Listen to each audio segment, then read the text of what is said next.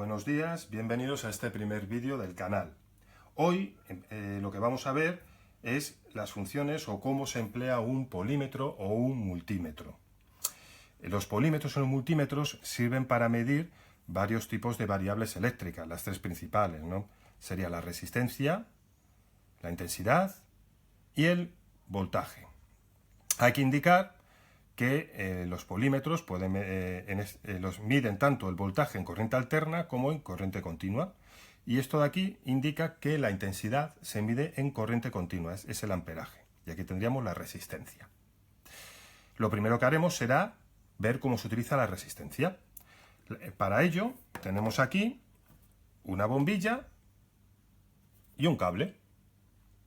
Para poder medir la resistencia hay que fijarnos en la escala que tiene el multímetro. El multímetro tiene aquí distintos tipos de escala. En nuestro caso, como el cable y la bombilla tienen muy poquita resistencia, vamos a ir a la escala más pequeña que tiene este polímetro, que sería esta de aquí, que corresponde a unos 1000 ohmios. Aparte de ello, hay que indicar que esta escala también me sirve para medir la continuidad, que es este símbolo de aquí, y cuando hay continuidad lo que hace es que suena un pitido. La continuidad quiere decir que el circuito se encuentra cerrado. Si el circuito se encuentra abierto, no sonaría el pitido. Vamos primero con la bombilla. Ponemos aquí el multímetro, cogemos la bombilla y vemos que efectivamente hay continuidad. Esta bombilla estaría en buen estado. Vamos también con el cable y efectivamente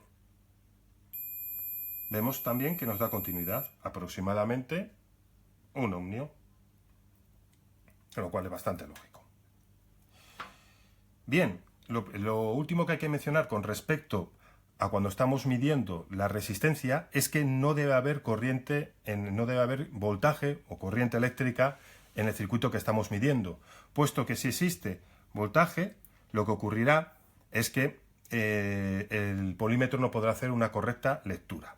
Vamos ahora con la intensidad. Con la intensidad hay que tener cuidado, puesto que la intensidad lo que hacemos es meter el polímetro como parte del circuito, es decir, se coloca en serie con respecto al circuito. Mientras que el voltaje lo que se hace es medirlo en paralelo. Al estar colocado en serie, la corriente eléctrica pasará a través del aparato para medir. Esto quiere decir que si pasa mucha intensidad, lo que ocurre es que el aparato lo rompemos.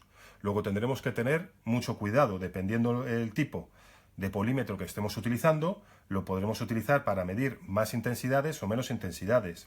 En este caso, la intensidad con la que vamos a trabajar es la intensidad de consumo de una bombilla. Al ser una intensidad muy pequeñita, pues no tendremos problema con este polímetro. Pero si estuviéramos hablando de intensidades mucho mayores, este polímetro no nos valdría. Tendríamos que irnos a un polímetro que aguantase mayores intensidades. Si lo sometemos a una intensidad superior a la que puede soportar, lo que ocurrirá es que el polímetro se estropea, se funde. Como ya he mencionado, para medirlo, lo que hacemos es, en primer lugar, colocarlo en modalidad intensidad. Y ahora lo que hacemos es colocarlo en su posición.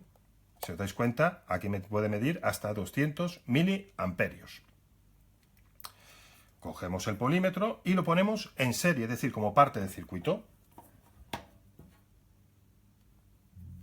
Para ello, colocamos los bornes de esta manera.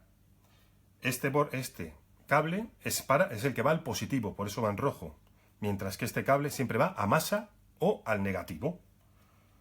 Si nos fijamos en la pila petaca, este de aquí, ¿cuál será? El positivo. Y este aquí, el negativo. ¿Qué ocurre si a la hora de medir los invertimos? Pues lo que ocurrirá es que la lectura va a acabar saliendo en negativo. Cogemos, pinchamos aquí, nos vamos al otro cable y efectivamente nos está indicando la escala parece que es pequeña. Pues vamos a ir subiendo escalas hasta que nos empieza a dar una medida.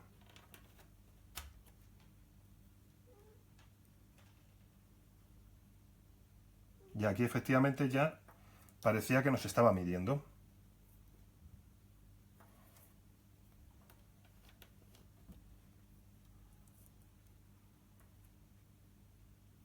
No.